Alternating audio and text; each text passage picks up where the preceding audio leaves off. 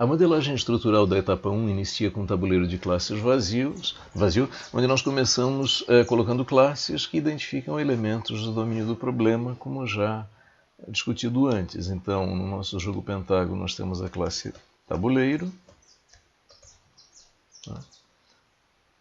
temos a classe quadrante. Nós sabemos que um tabuleiro possui 4 quadrantes. Temos a classe posição.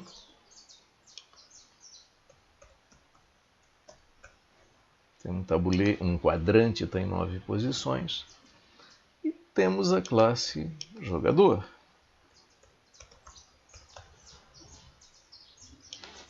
Bom, digamos que inicialmente sejam as classes que nós conseguimos identificar para o domínio do problema, que é o foco atual. Bom, uma das recomendações da metodologia é exatamente não ficar gastando muito tempo olhando para a ferramenta e não tendo ideias. Então passemos rapidamente ao próximo passo dentro da modelagem estrutural da etapa 1, que é o quê? A identificação dos relacionamentos entre classes.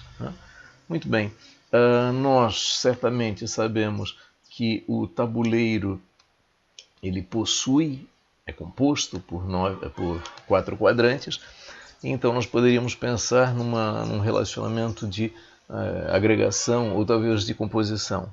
Então vejam, nesse caso aqui cabe a composição, por quê? Porque o quadrante ele é tempo de vida, quer dizer, o quadrante não faz sentido sem o tabuleiro. Se o tabuleiro for destruído, o quadrante é destruído, e o quadrante só vai ser instanciado porque o tabuleiro é instanciado, e um quadrante pertence apenas a um tabuleiro. Então, nesse caso, cabe a composição. E com multiplicidade 4. Então, um tabuleiro possui exatamente 4 quadrantes. Isso? E um tabuleiro agrega posição, é composto por posições, aliás, um quadrante. Então nós poderíamos pensar, não vou fazer muita discussão em torno disso. Eu vou dizer que há também uma composição entre quadrante e posição, e também a multiplicidade desta composição, nesse caso é 9, quer dizer, um quadrante possui 9 posições. Muito bem. E jogador? Bom, podemos fazer a associação do jogador com o tabuleiro. Digamos que uma associação simples. Associação, um tabuleiro está associado a exatamente 2 jogadores, 2. E um jogador está associado a exatamente um tabuleiro, multiplicidade de 1 está correto. Muito bem, então esse seria um primeiro esforço da etapa 1 de identificação das classes que representam os elementos do domínio do problema e relacionamentos entre essas classes. Aqui cabe uma discussão a respeito dessa modelagem. Então, nessa modelagem, nós conseguimos descrever esta cara do tabuleiro, os elementos do tabuleiro. Aí está o tabuleiro do pentágono, composto por 4 quadrantes, cada quadrante composto por 9 posições. Bom, pensando um pouquinho mais adiante, nós podemos pensar o seguinte: olha, nós precisamos identificar essas posições. E a forma, digamos assim, natural de identificar essas posições seria o quê? Uma notação matricial, a numeração de linhas e colunas, como colocado aí. Então, cada um dos quadrantes teria essa numeração de linhas e colunas, e quando nós estendemos isso para o tabuleiro composto por 4 quadrantes idênticos, teria esses 4 quadrantes com essas identificação das posições dos quadrantes. Muito bem. Isso reflete muitíssimo bem a modelagem estrutural que nós vimos agora no diagrama de classes, que fizemos no diagrama de classes, e é bastante adequado quando a gente pensa na atuação do jogador. Quer dizer, o jogador, no seu turno, ele atua sobre um quadrante.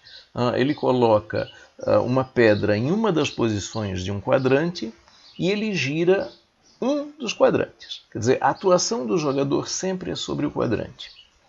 Só que observa o seguinte, quando nós vamos avaliar a condição de vitória, porque no turno de um jogador nós precisamos avaliar a condição de vitória 2 vezes, na hora que ele bota a pedra, porque ele pode vencer nesse momento, e na hora que ele gira, que também aí acaba o turno e tem que ser avaliada a condição de vitória, nós precisamos o quê? Verificar as 5 posições alinhadas com pedra do mesmo jogador.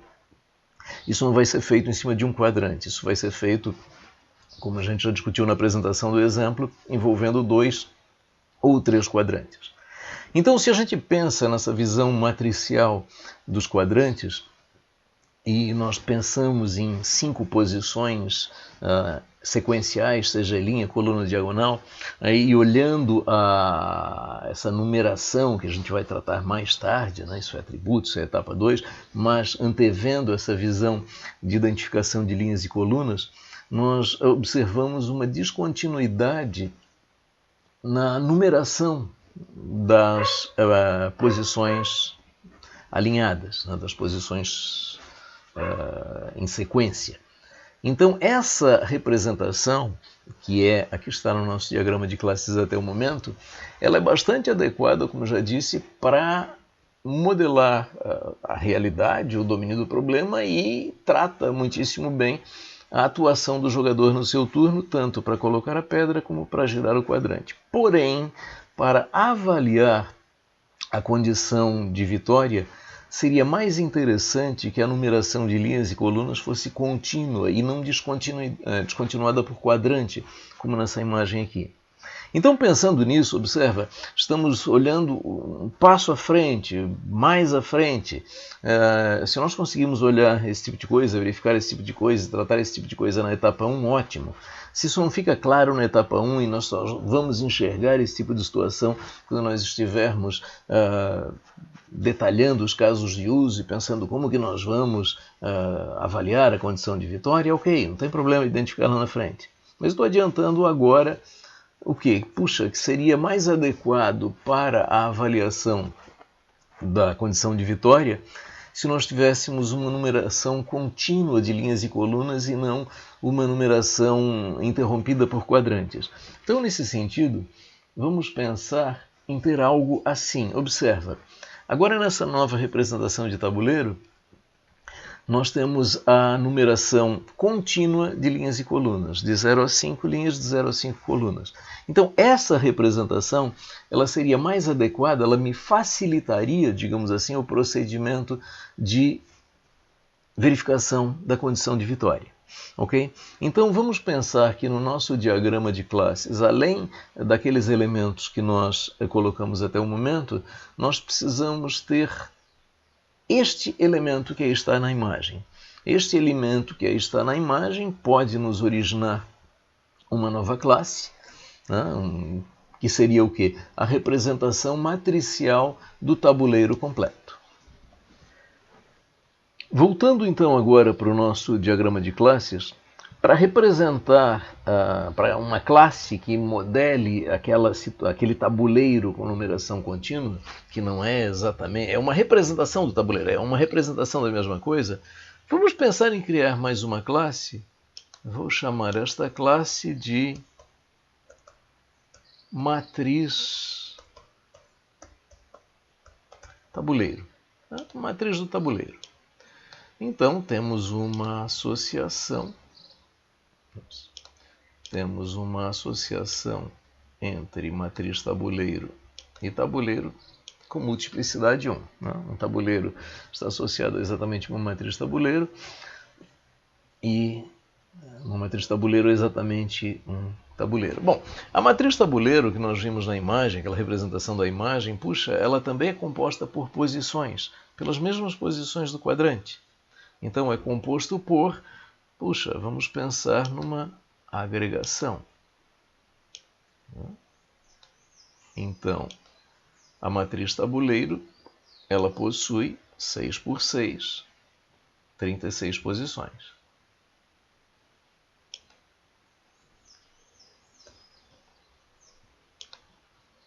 Bom, agora nós temos que repensar esta nossa composição entre quadrante e posição. Por quê? Porque, puxa, posição, a mesma instância de posição, ela é compartilhada entre quadrante e matriz tabuleiro. Consequentemente, a posse exclusiva, a condição de composição, não se verifica, né? Então, nós precisamos tirar esta composição daqui e substituí-la por uma agregação. Muito bem, um quadrante agrega 9 posições. Multiplicidade 9. Ok. Bom, temos aqui, digamos, uma representação adequada daquilo que nós vimos até agora, daquilo que nós vimos olhando para o tabuleiro real do jogo Pentágono. Só que nós podemos fazer um acréscimo a mais. Observem, a matriz tabuleiro é uma matriz de posições.